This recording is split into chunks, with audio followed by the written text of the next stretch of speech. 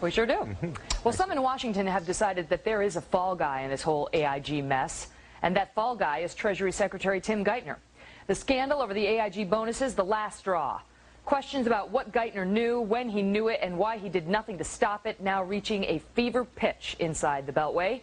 Republican Congressman Issa of California is one of the first lawmakers to publicly call for Secretary Geithner to step down. He is my guest now. Good morning, Congressman. Good morning, Megan. All right, so why? Why do you think Secretary Geithner should step down?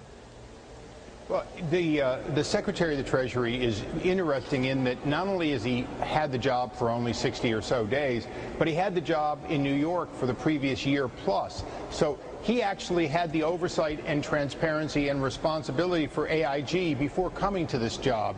This is somebody who knew, should have known more, but certainly knew enough to know that these bonuses were there, and before giving tens of billions of dollars, had the ability to ask for those, demand, if you will, those to be renegotiated outside of bankruptcy, or if necessary, force AIG into a Chapter 11 where they could have been renegotiated to a more reasonable level. But he says he didn't. I mean, the Treasury Secretary has come out and said he did not know about these bonuses basically until last week.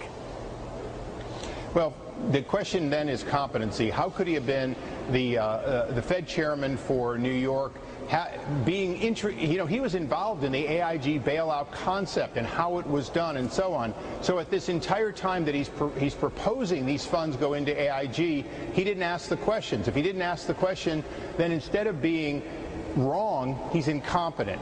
The fact is, anyone in 101 mergers and acquisitions or 101 loan giving, particularly for the equivalent of debtor in possession type financing, understands that these are things you lock down and lock down solid as to what you're going to pay and not pay before the dollars start transferring. But the argument on the other side, the argument on the other side is the guys thought, you folks in Congress gave AIG $170 billion.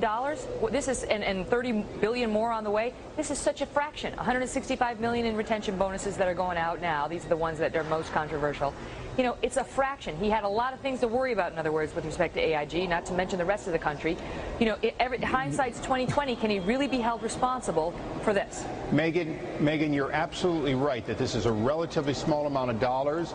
The problem is he is outraged. He's demanding and working with Congress to try to pull these dollars back. If he's going to be outraged at this amount of money, then why was it de minimis to not negotiate? He can't have it both ways. Either he's outraged or he realizes that these things were considered to be below what he thought he should micromanage. Pick your pick. He can't have it both ways. He's trying to have it both ways. That's the reason that I think the president should not have enough confidence to retain him unless there's some explanation that we're not seeing. But we think we've got enough visibility to see he knew before they were granted. He should have known a year and a half ago in his previous position, and now he's outraged, and yet he let it happen. Well, Congressman, let me ask you about this, because there's more heat coming down Treasury's way today, and that's in respect to this whole Chris Dodd dust-up. And the long and the short of it is, who's responsible for including a special provision in the stimulus bill that exempted AIG bonuses, that said, make sure you protect the AIG bonuses? First, they said it was Senator Chris Dodd, a Democrat from Connecticut. Then he came out and said it wasn't me, it was the Treasury Department. Now he's reversed himself a little bit on that, but he's still throwing the Treasury Department under the bus. The bottom line is Dodd is telling the American public it was in there at the insistence of Treasury, the protection for AIG bonuses. This apparently came as news to Tim Geithner. How do you explain that? Well, Chris Dodd has received discounts from Countrywide in excess of even their own Friends of Angelo VIP policy that he claimed he didn't know. He claims he doesn't know that he got an Irish home at a fraction of what it was worth. So Chris Dodd has been somebody who's claiming he doesn't know an awful lot and blaming it on other people for a long time. The problem with Chris Dodd is he's very compromised as to whether he can be objective to the financial community, both because of the presence in his state, but particularly because of the benefits he has personally received over the years in campaign contributions and even direct money to him that he's received personally over these many years from these organizations. But he's really pointing at Treasury now. I mean, do you think Treasury had nothing to do with it? Because that's Geithner's department too. In other words, Geithner, who's been so upset about these AIG bonuses, according to Dodd, is essentially the man who was responsible for protecting them in the first place.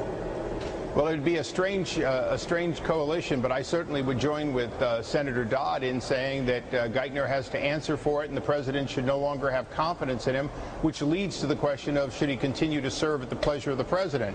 I respect the president's right to keep him if he wants. It wasn't us to hire him. It isn't us to fire him. Right. But I cannot understand how you can have confidence in Geithner after this kind of series of screw-ups. Well, right now, President Obama is standing by Tim Geithner, and the word in Washington, at least for now, is he will not step down, nor is there any pressure on him from the White House to do so. Although, as you know, sir, things can change in that town very quickly. Congressman Issa? I'm behind him 1,000%, as they say. Oh, always a pleasure having you on. Thanks for being here.